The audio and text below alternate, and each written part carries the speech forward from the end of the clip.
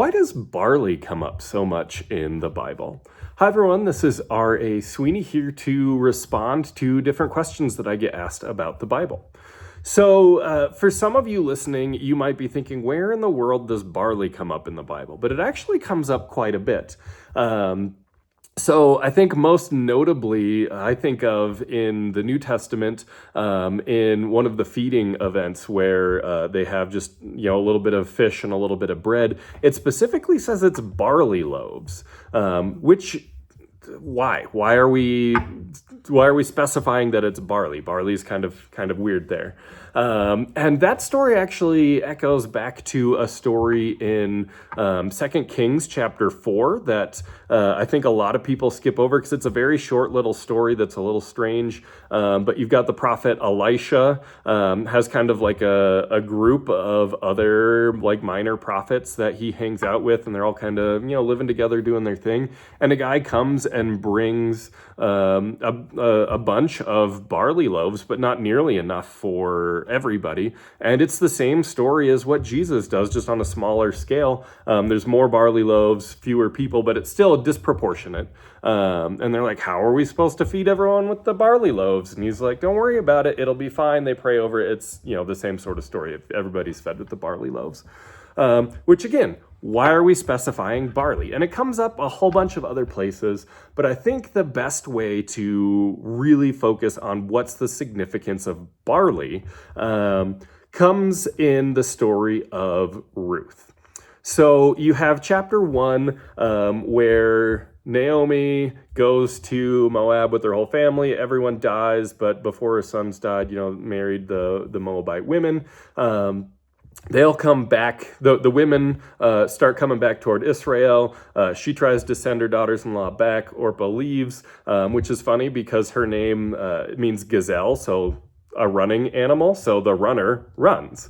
And then Root, there's no noise in Hebrew. So in Hebrew it's Root, not Ruth. So Root, which has an idea of like friendship and closeness and intimacy. She doesn't. She famously clings to Naomi and comes back with her. And it says that she comes back at the time of the barley harvest, which is weird. Again, why? What difference does that make? Like, I don't care what crop they're harvesting, right? But the reason that we do care is at the start of the story, it says that there's people from, ironically, the house of bread, Beit Lachem or Bethlehem, from the house of bread have a famine, and so they leave to go to a different land, which should be activating a couple different stories in our minds from Genesis, where Abraham, he gets the promise from God of like, hey, I'm going to bless you in this land, and it's going to be like a whole new Garden of Eden. He's like, super. There's no food, though, so I'm actually just going to leave. I'm not going to trust that you're going to turn this into Eden. I'm going to leave. I'm going to go down to Egypt, and bad things ensue. He does terrible things to his wife and to the king of Egypt, and it's not good. And then we also have the story of Joseph, where Joseph is sent down to Egypt. He collects all the grain. And then when there's a famine in the land, they go down to get grain, end up moving down to Egypt again, which you're thinking, why? Why are we going back to Egypt? It didn't work out last time. We shouldn't be doing this. But they do. So all of Israel comes down to Egypt there. And then that's how they end up in slavery. Then we have, the plagues against Egypt. You have the Passover meal when death is going through the land, killing all the firstborns. You've got the flight to the Sea of Reeds, the parting of the waters, the crossing over, all those things. So already we're starting to think about like, hey, if they leave because of a famine, it's going to end up with just bad things happening. And certainly bad things did happen. All the males die. But they're coming back to the land, which does kind of follow that same story of they went into exile, bad things happened in exile, and then God does a mighty work. Unfortunately, some people die in the process. arguably because they hadn't trusted God, they weren't following God's ways. They die in the process, and the faithful are preserved to return back to the land. So it's like a Passover.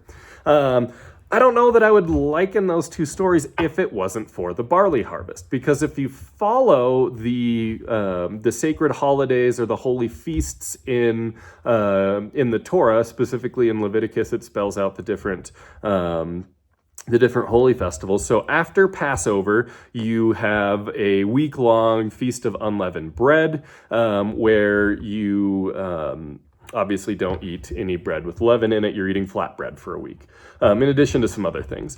But whenever the Sabbath after Passover is, because Passover will land throughout the week depending on the year, the first Sabbath following Passover is the Feast of First Fruits, which, in addition to a bunch of other meaning, is the barley harvest. So when barley harvest is starting, you're celebrating the Feast of First Fruits, which follows right after Passover.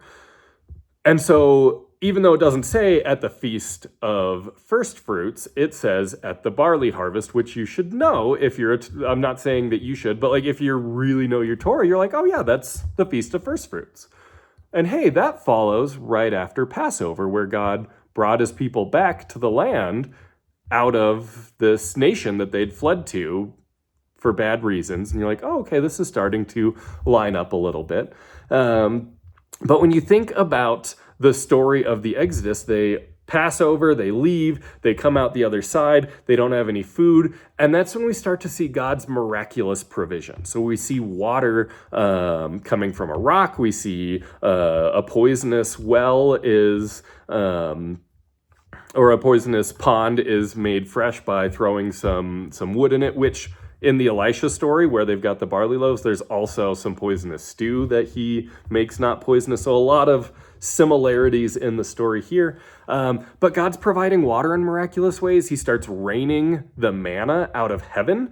And that's kind of the significance of the barley. The barley harvest is commemorated every year of like God miraculously provided food for us. And we celebrate that at the barley harvest. So I'm not saying that manna is barley, but they're occupying sort of that same the same position in the story, that barley is meant to make us think of manna. And the manna was this like miracle food that had all, like, it was just filled with energy and nutrients. Like they were surviving on manna. And when you look at how barley's treated even in our culture, like barley is like a superfood. It's like super dense with everything great. It's a really, really packed, dense food. And that's what the manna was. And so the significance of barley is this is like manna bread. It's not falling out of the heavens, but it's popping up out of the ground. Like we were just in the middle of the dead of winter, and now we've got, all this barley coming out of nowhere that we're going out and harvesting.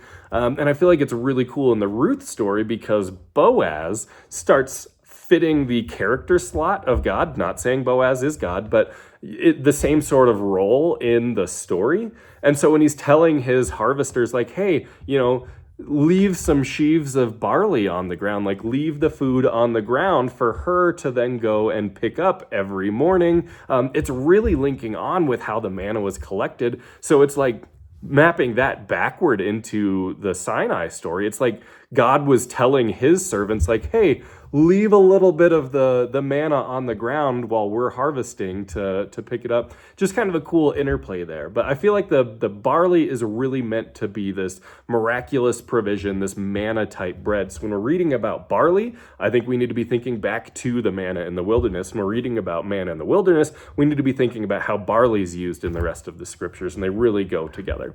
So that's the deal with barley, at least part of the deal with barley. There's probably a lot more that people can dig into. If you know more about it, I would love for you to leave me a comment and let me know what else I'm missing. But I promised responses to questions, not definitive, I know everything about it sort of answers. So that's my response about barley in the scriptures. I hope it's a blessing. Thanks, everyone.